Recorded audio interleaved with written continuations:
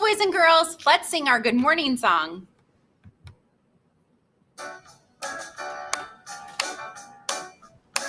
Good morning to my friends. Good morning to my teacher too. I'm gonna have a great day. I'll start it off with a big smile. Good morning to my friends. Good morning to my teacher too. I'm gonna have a great day. I'll start it off with a great big clap. Good morning to my friends. Good morning to my teacher too. I'm gonna have a great day. I'll start it off with a handshake. Good morning to my friends. Good morning to my teacher too. I'm gonna have a great day. I'll start it off with a body shake. Good morning to my friends. Good morning to my teacher too. I'm gonna have a great day. I'll start it off with a Yahoo. Yahoo!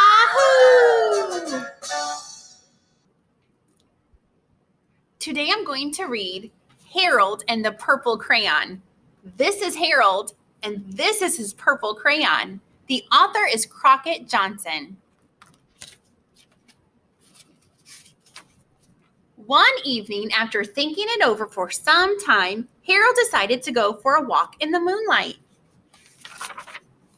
There wasn't any moon, and Harold needed a moon for a walk in the moonlight. And he needed something to walk on. So he drew a moon and a sidewalk with his purple crayon. He made a long, straight path so he wouldn't get lost, and he set off on his walk, taking his big purple crayon with him. But he didn't seem to be getting anywhere on the long, straight path. So he left the path for a shortcut across the field, and the moon went with him. The shortcut led right to where Harold thought a forest ought to be. He didn't want to get lost in the woods, so he made a very small forest with just one tree in it. It turned out to be an apple tree. The apples would be very tasty, Harold thought, when they got red. So he put a frightening dragon under the tree to guard the apples. It was a terribly frightening dragon. It even frightened Harold. He backed away. His hand holding the purple crayon shook. Suddenly, he realized what was happening. But by then, Harold was over his head in an ocean. He came up thinking fast, and in no time, he was climbing aboard a trim little boat. He quickly set sail, and the moon sailed along with him. After he had sailed long enough, Harold made land without much trouble. He stepped ashore on the beach, wondering where he was. The sandy beach reminded Harold of picnics, and the thought of picnics made him hungry. So he laid out a nice, simple picnic lunch. There was nothing but pie, but there were all 9 kinds of pie that Harold liked best. When Harold finished his picnic, there was quite a lot left. He didn't like to see so much delicious pie go to waste. So Harold left a very hungry moose and a deserving porcupine to finish up. And off he went, looking for a hill to climb. Harold knew the higher up he went, the further he could see, so he decided to make a mountain. If he went up high enough, he thought he could see the window of his bedroom. He was tired, and he felt he ought to be getting to bed. He hoped he could see his bedroom window from the top of the mountain. But as he looked down the other side, he slipped, and there wasn't any other side of the mountain. He was falling into thin air. But luckily, he kept his wits and his purple crayon. He made a balloon, and he grabbed onto it. And he made a basket under the moon big enough to stand in. He had a fine view from the balloon, but he couldn't see his window. He couldn't even see a house.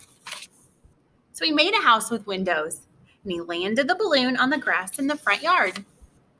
None of the windows were his window. He tried to think where his window ought to be. He made some windows and a big building full of windows. He made lots of buildings and lots of windows. But none of the windows were his. He couldn't think where it might be. He decided to ask a policeman. The policeman pointed the way Harold was going anyway, but Harold thanked him. And he walked along with the moon, wishing he was in the room and his bed. Then suddenly Harold remembered. He remembered where his bedroom window was when there was a moon, and it was always right around the moon. And then Harold made the bed. He got in it and drew up his covers.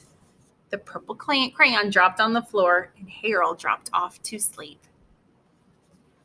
Wow, he sure drew a lot of things with his purple crayon. Okay, now I would love for you to get your piece of paper and a crayon out. The piece of paper should have been in your black folder this week. I'm going to use a purple crayon just like Harold. Let's see, we're going to draw some shapes. The first shape I would love for you to draw is a circle. Circle has no sides. It just goes round and round. Can you draw a circle like this?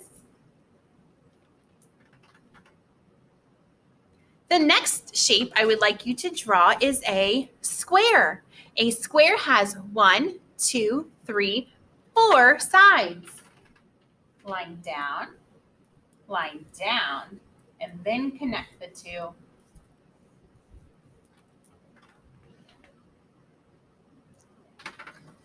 Next, let's draw a triangle.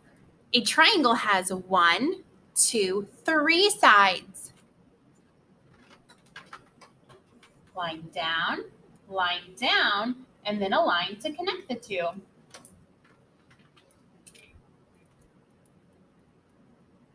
I bet you're doing a fantastic job.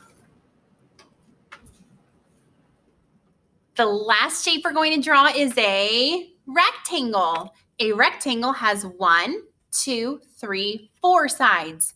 2 long sides and 2 short sides. We'll start with the long sides. So 2 long sides, and then we'll connect them with 2 short sides.